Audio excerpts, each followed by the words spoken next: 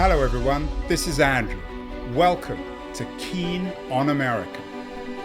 On July 4th, 2026, America will be 250 years old. An anniversary that will, no doubt, be greeted with a mixture of celebration, contemplation, and resignation.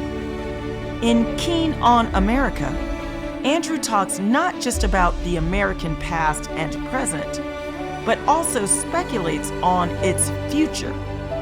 What, Andrew asks, will be the 21st century fate of this now venerable American republic?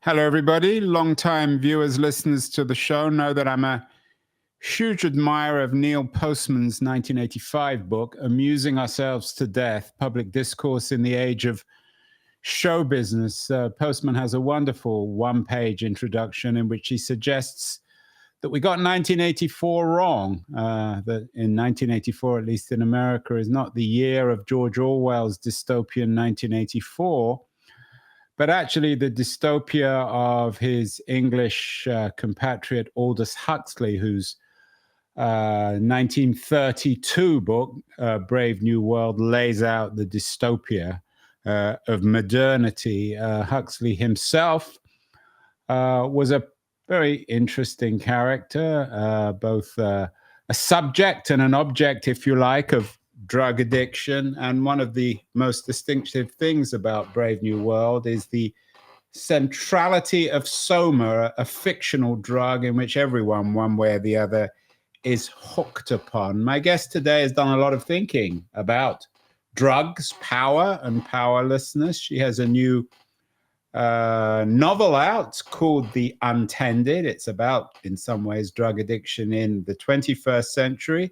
Mattea Kramer is joining us from New Hampshire. Mattea, are you familiar with Huxley's Brave New World? I am, yes. Do you think Postman was right? Do you think that the real dystopia of modernity is not 1984 with its political totalitarianism, but the more amorphous and difficult to nail down totalitarianism of Brave New World? I think that the dystopianism of modernity, as you just pointed out, is a precursor for totalitarianism that's in 1984. So, in other words, yes, and I think that dystopia of modernity is a lack of meaning that people experience, and that pushes people toward needing something else, and drugs can be that something else. As I said, you define yourself, at least according to your biography, as a writer about drugs. You contribute to all sorts of publications like The Nation. What is it about drugs that interest you, that make them so important, that you've chosen to write about? I'm going to come to the novel in a few minutes, but a lot of people will know you also as a nonfiction journalist. Yeah, the topic of drugs came to my central attention because the small town that I'm from, Greenfield, Massachusetts, was really hard hit and remains hard hit by the opioid crisis.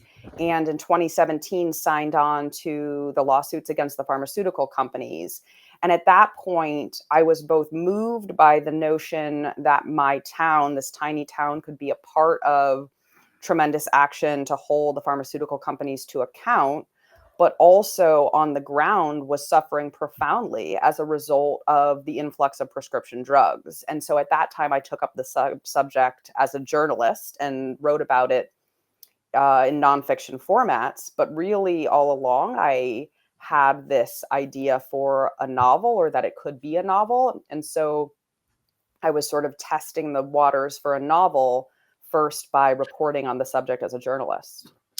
I wonder, Mattea, whether there's any truth. I've often thought this, although it's a rather a general observation, that, I mean, every country, of course, is prone to one kind of addiction or another, but there's something peculiar about America that lends itself to addiction. Of course, the history of prohibition And these days we have the opioid crisis and many other legal and non-legal drug addictions.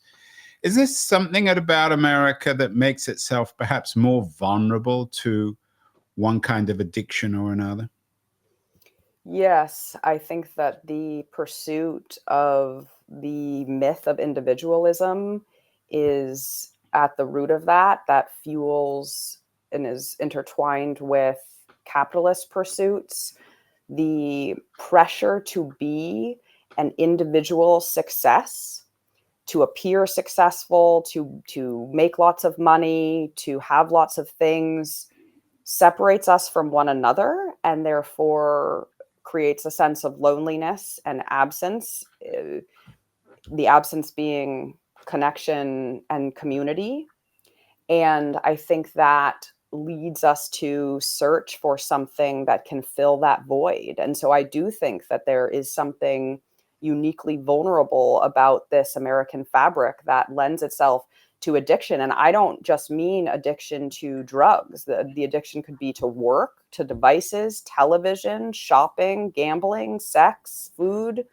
There virtually anything can become the object of obsession and addiction in the absence of genuine connection and meaning and purpose in a person's life. Speaking of addiction and loneliness, I know you wrote an interesting piece about loneliness, Donald Trump, and you. Are you suggesting that populist movements like MAGA might themselves be a feature of America's addictive personality? Definitely. Yeah, that piece, I hope, takes a really human and empathetic perspective on what is oftentimes there's a cult of personality, of course, around Donald Trump. And I think that searching for hope and meaning in a leader is not new to 21st century America. That has happened over and over again throughout human history. We are in it right now in the US. There are other would-be dictators, of course, elsewhere in the US, elsewhere in the world. And that can be absolutely a drug. It can be intoxicating to imagine that this leader can bring us to greatness or bring us back to greatness, of course, as the catchphrase suggests. And that is addicting and a powerful fantasy. So are you suggesting, Mattea, that the only antidote to addiction is community, or it's simply the most effective one? I think the truest antidote to addiction is community.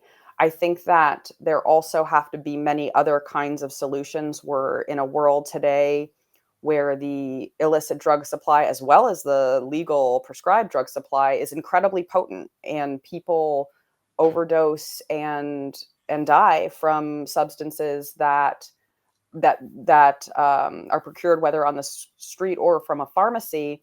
And overdoses can be reversed with naloxone. So, for example, that is one intervention and one antidote to a world that is awash in strong and often dangerous drugs. So, community, I believe, is the ultimate solution, connection to one another. And also, there are many other interventions, mental health care among them, that are crucial to respond to addiction and mental health crises. And you've written in the past about, and I'm quoting the title of your piece, the gutting of America's mental health system. We'll maybe talk about that later. You mentioned capitalism earlier.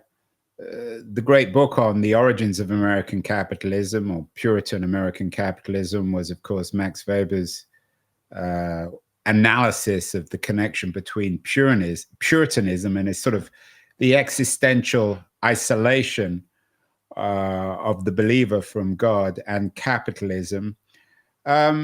Is the history of American capitalism and the history of American addiction, are they intertwined, hard to separate? And are they sort of somehow bound up in perhaps a history of existential uncertainty, which is not disassociated with religion itself, given that the foundations of the American Republic are indeed religious? I think that the perpetual quest for more underlies both of the phenomena that you're talking about. So the American capitalism and the essence of America itself and Puritanism, the quest for the individual achievement. And so I think the answer to that question is yes. And of course, you're talking to me from New Hampshire, the heart of New England, where it all began. Yes, I'm in Western Massachusetts, rural Western Massachusetts. Or even more in the heart of where it all began. Yes, very much so. This region has been hard hit by the opioid crisis, and it's also in so many ways emblematic of rural working life, and also a place that I love dearly and I call home. Are there any good drugs, Mattea? I mean, the drug that's been in the headlines recently is Ozempic. Celebrities are talking about how it helped them lose weight. Some people don't want to talk about them. But I wonder whether they are also addictive. They seem to be good for us in the sense that they make us healthier in theory, although there's a lot of debate about that. But is there such a thing in your view as a good drug or a good addiction? This is such a great question, Andrew. I think that what makes something, the possibility of a good drug lies in the person's relationship with it. You can have a healthy relationship with a glass of wine. You can have an unhealthy relationship with a glass of wine. So I think that the answer is absolutely yes. There can be good drugs. And in some cases, I mean, you could, I think, probably make an intelligent case that almost any drug can be good in certain contexts. And some of the most powerful and most dangerous drugs can be used, for instance, in palliative care to ease pain for people who are dying. Just that's one example of many. So drugs can be incredibly useful. They can also, I also want to say, for instance, I use cannabis. I'm not afraid to say that. I think it's important to own the fact that I use drugs. I'm not talking about people who use drugs as some other population, not at all. And I think that we all have our drugs, whether it's a TV show or a glass of wine or a glass of bourbon or any other substance. We all Even have. a podcast show. What's that? Even a podcast show. We all have our. I hope people are addicted to this. I know you have your own podcast show. I mean, thinking about Ozempic, Mattea, one of the things that's interesting to me about it as a drug and the sort of the American experience of addiction is that there's ambivalence about people acknowledging they're taking it, because losing weight was always hard. It was always a kind of puritanical endeavor. It required very significant willpower. And now you can just do it by taking drugs. So there's a degree of ambivalence about that. What's the relationship then between, excuse me, willpower and drugs, both in a good and a bad way? And, you know, this idea of willpower, of course, which is perhaps a reflection of your more atomized America, might also be seen either in a positive or negative light. Nail on the head right there. I think that we glorify willpower and imagine that people who use drugs lack it and therefore are less than. And I would take issue with that whole frame and say that willpower need not be the focus of adulation. Sometimes willpower is useful. Sometimes just taking tender care of oneself and each other is what's needed, and willpower is irrelevant. And that might mean taking medicine that you feel ambivalent about. And the weight loss drug is a particularly interesting case, I would say, because what underlies that, of course, is a glorification of being thin in a culture that is fat phobic. And if instead we lived in a world in which there was some degree of body neutrality, would we be pursuing this drug at all? So I think stepping back and looking at the context in which people are pursuing a given drug is the way to bring insight to the issue. Is there a class component here too? Overweight seems to be a particular feature of the American working class as opposed to the upper class, even if Americans are sometimes uncomfortable using those terms. Absolutely. The healthiest foods are the most expensive in the world that we live in today. The time to go to the gym and to work on, to belong to a gym, to work on your body, to recreate versus working jobs and schedules and consuming food that are really detrimental to the body and can lead to obesity. The answer is an overwhelming yes. You've written quite emotionally about your relations with your grandmother, with your father. Do you have a history of drugs and drug addiction in your family, either with yourself or with relatives? I don't have a history of the kind of drug addiction that I write about in the Untended, which focuses on illicit drugs and, in particular, heroin. Do I have a history of addiction in my family? I would say yes. And I think that my family's particular addiction is quintessentially American, Andrew. And it's the addiction to feeling special and successful. And it's hugely damaging. It is present in my family intergenerationally, and I see it harming my generation as it has my parents' generation. And in my life, I've only seen it come through my grandparents' generation. It might go back further. I don't know. But there's absolutely an addiction at play, and it's devastating. How do you write a novel about addiction as a novelist and also kind of try to, given you're aware of this and presumably don't want to get sucked into it, and remain independent of that addiction? After all, if you write a novel, you want it to sell, you want to become the next big novelist. What an insightful question. It's very tricky. And I think that a good comparison is people whose addiction it has to do with food, or for instance, people who experience an eating disorder like anorexia. You can never get away from your problem substance. You must eat to live. And to be a human in the world, we are constant. So like there's no escaping this the any number of triggers for wanting to feel like a special or successful person here in modern 21st century America.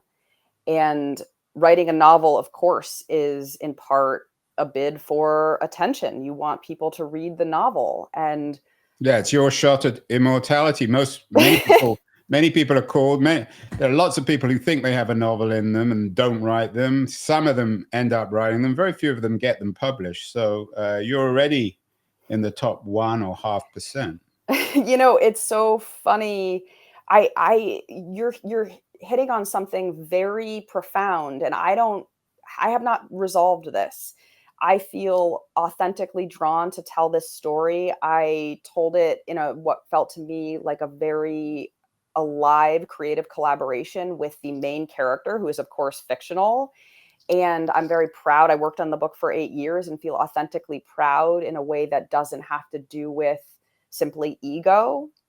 And yet, when the book receives any attention, or I get a positive review or so forth, it does fire that part of my brain. And it's like, oh, I want more of that. Well, you're getting it today with me.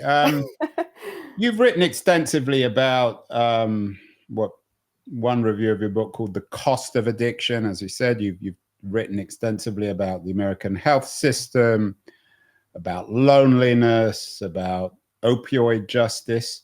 You could have written a nonfiction book, of course, which probably would have taken less than 8 years and I'm guessing would have been easier to sell. Why did you choose this fictional form? I think it chose me. And I think that a lot of novelists would say the same thing, that an idea arrives and you become enchanted with it, if not obsessed with it, if not addicted to it. And I think I fell in love with this concept and ultimately with the characters of this book who I hold so dearly. And now to see them out in the world, now truly having their own life and readers having their own relationship with the characters, this idea and this vision of this story just manifested, came to me, or unfolded, unraveled as I wrote and wrote and wrote and revised and cut. And that was the reason it had to be fiction. I'm guessing it must be incredibly hard to describe addiction. It's one thing to write about the opioid industry or the dysfunctionality of American healthcare. It's quite another to describe what it's like to be addicted. Did you have models? Are there great writers, American writers in particular, who inspired you to do this, who you thought, wow, these guys can do it, I'm going to learn from them? I actually feel that many, if not most, of the portrayals of addiction in literature do a disservice to the people who are experiencing the disease, because I often feel like it's written about without recognition of the underlying humanity. And so what I did, Andrew, is I approached the topic the way a journalist would, and I interviewed and interviewed and interviewed, and the stories and descriptions that I learned while interviewing people became the substance of my description of the arc of addiction, which this book covers from the first taste of an incredibly powerful substance all the way through to the other side, wherever that may lead. And it was the nonfiction, the journalistic research that informed my writing about that experience, as opposed to models from fictional literature. Is it all compounded in America by the fact that, of course, addiction can be defined in terms of being addicted to a particular substance, thing, or activity by a lack of self-control? And of course, the promise, the idea of agency is the essence of American culture, of freedom, of democracy. So is there something particularly shaming about addiction, did you find, in terms of talking to addicts in America? Absolutely. The stigma associated with addiction is so strong, including in an internalized sense, that people who have experienced addiction feel a sense of being less than other people. Failure, essentially. Absolutely. And even the term addict, I think obscures the truth of it, which to me, I think what we're saying when we say the word addict, we're saying a person who has experienced addiction. And that, to me, that phrase is so much more telling, so much more illustrative of what we're actually talking about, because it evokes the humanity and the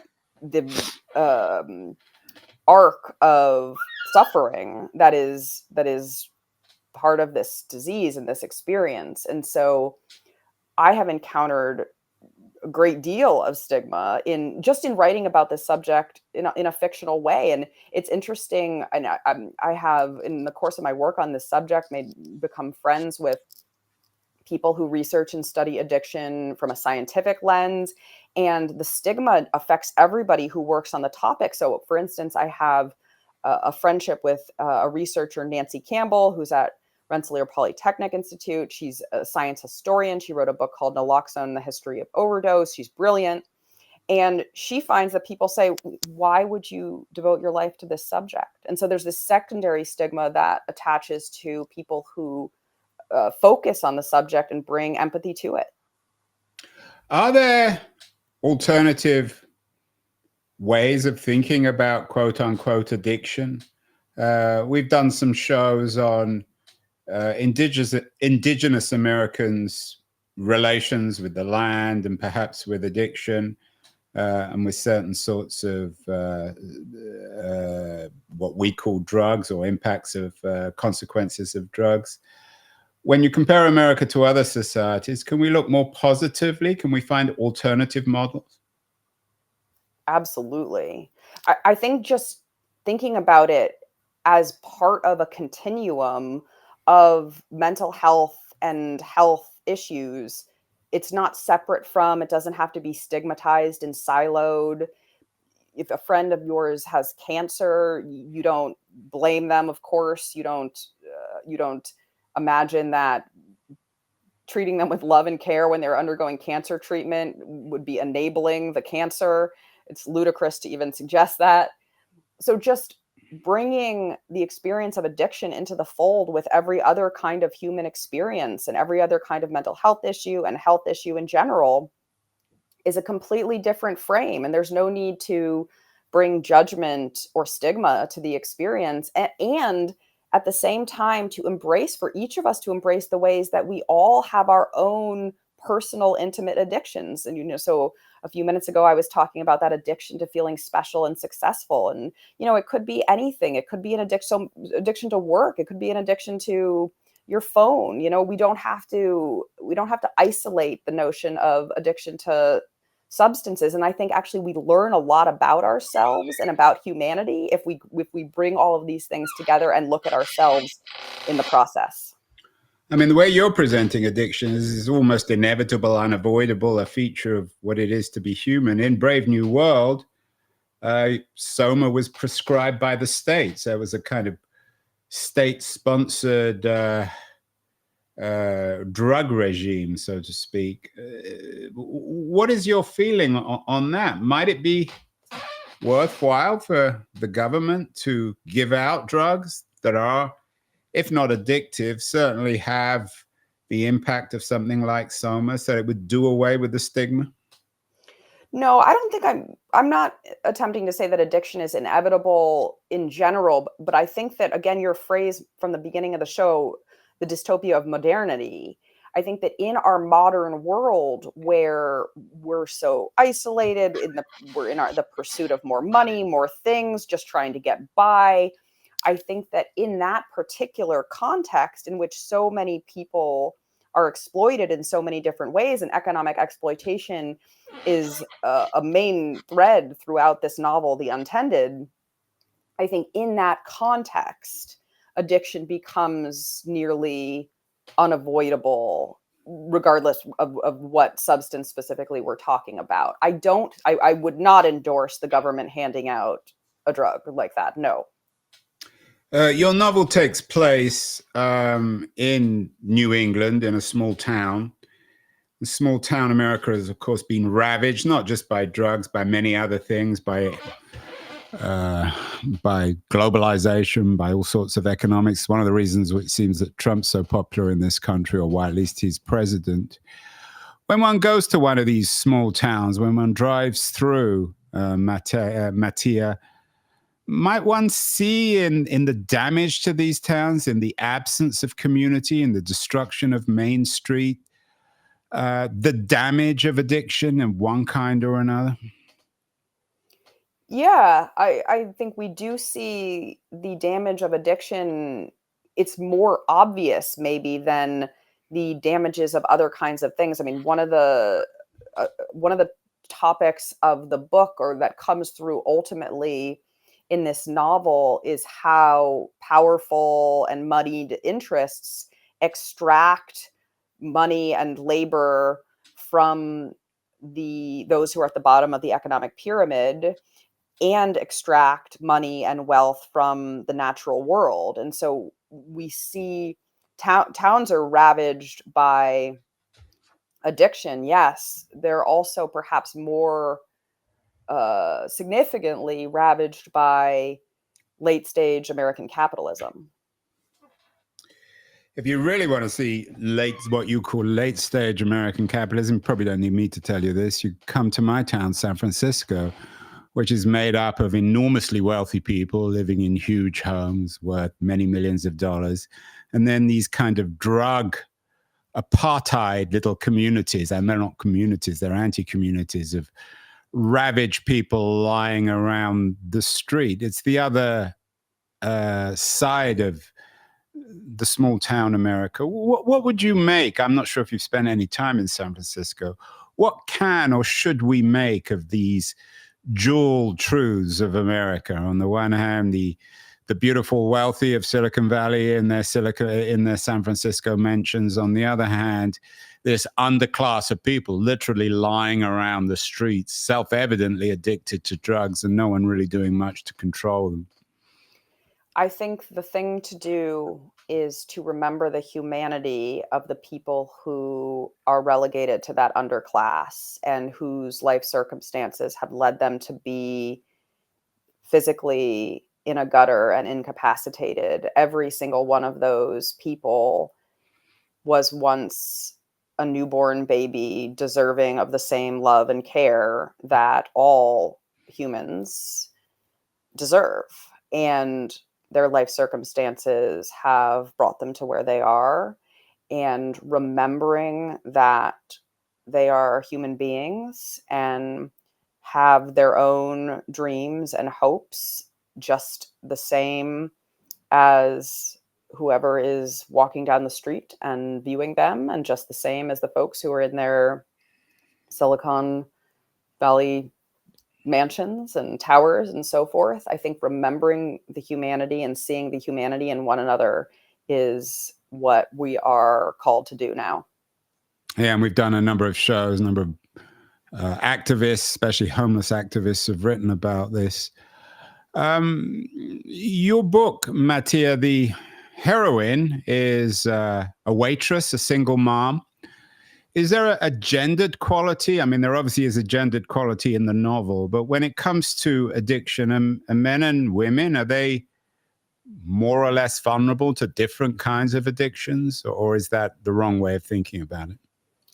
Yeah, I don't think that men and women alike, people of all genders, are vulnerable to addictions and certainly vulnerable to powerful painkillers that help them feel better than they have ever gotten to feel in their entire life.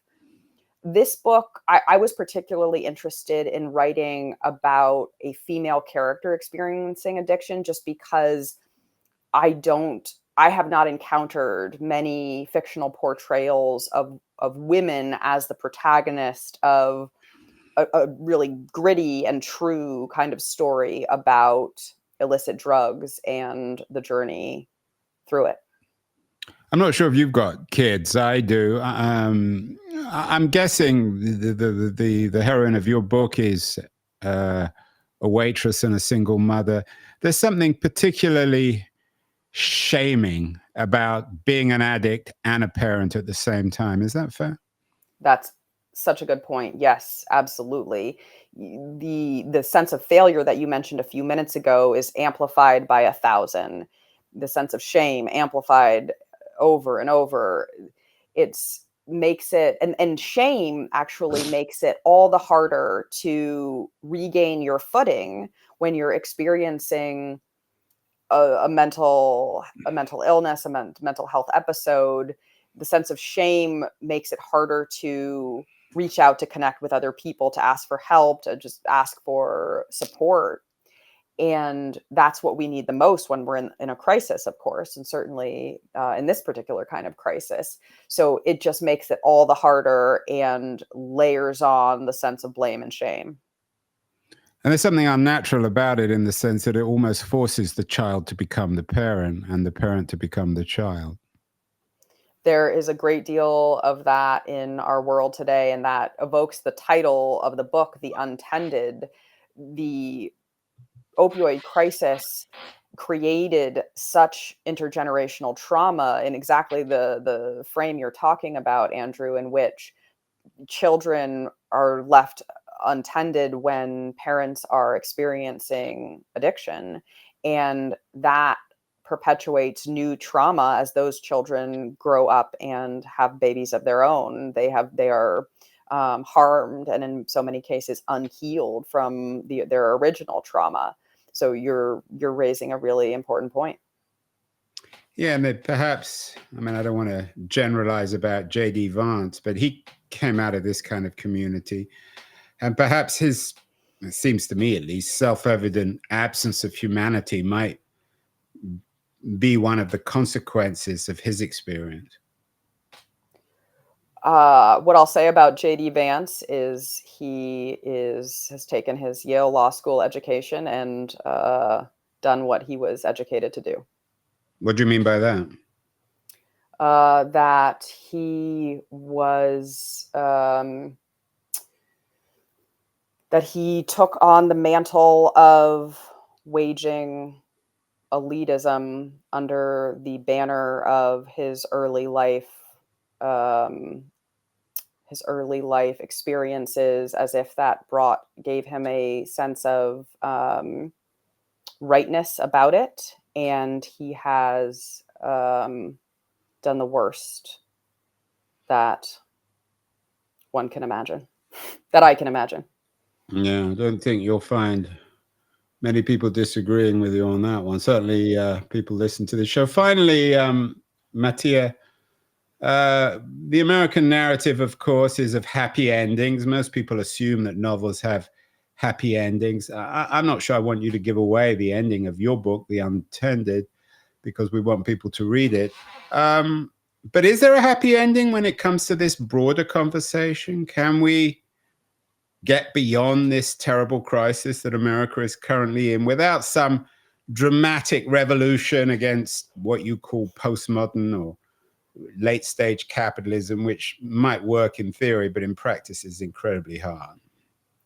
I think what gives me hope is the notion that each of us has the power to reach out and connect with other people. Each of us has the power to encounter a person who's unhoused on the street and to look them in the eye and to see their humanity. We each have the power to reach out to loved ones who are struggling. We have the power to be caring and loving, even when this harsh world invites us to be cynical and to try to just get our own. And that does feel hopeful to me, even in the midst of what I certainly believe are very difficult times. In other words, the power of agency, Mattea, both in the best and the worst way. I mean, it's certainly problematic in some ways, but ultimately it's the way out of this too. That's right. Moral agency rather than perhaps financial or egotistical agency. That's exactly right. Moral agency at a time and a moment in history that really asks it of us. Well, Mattea Kramer, the author of The Untended, very intriguing new novel about addiction in a small town in New England. Congratulations on the book. It took 8 years, so everyone has a responsibility. Go out and buy it and see what they think themselves. Congratulations, Mattea, on the book, and keep doing your excellent nonfiction reporting too. Thank you so much. Thank you, Andrew. Lovely to speak with you.